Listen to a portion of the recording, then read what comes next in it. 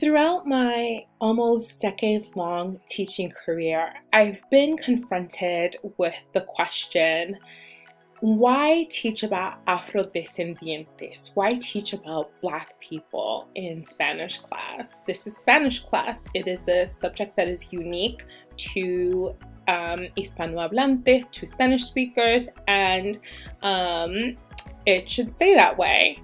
However, it is not so easy to delineate that this is Spanish or that this is Latino and that this is Black. It's almost as if it's all one big melting pot, okay? Like we like to say in the United States, although this is actually a true melting pot.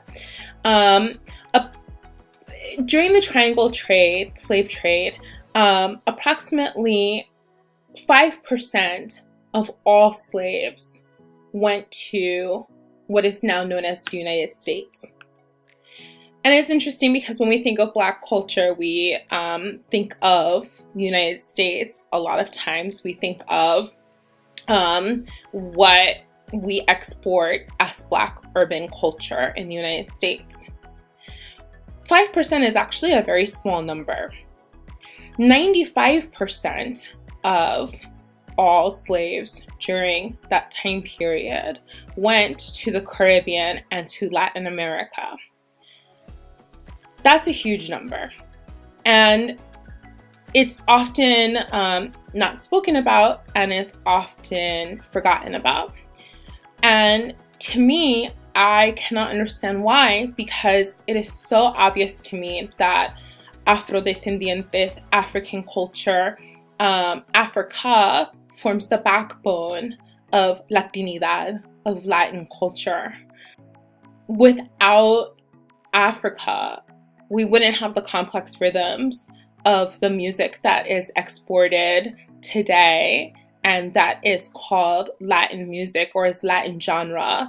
We wouldn't have the salsa or the merengue. We wouldn't have the dances either. The dances come from or often traced back to slavery times.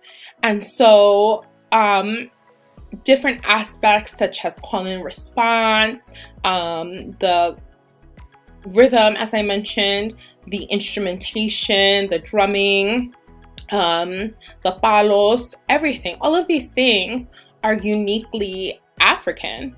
And so to teach Spanish in a vacuum without teaching about Africa is ludicrous to me.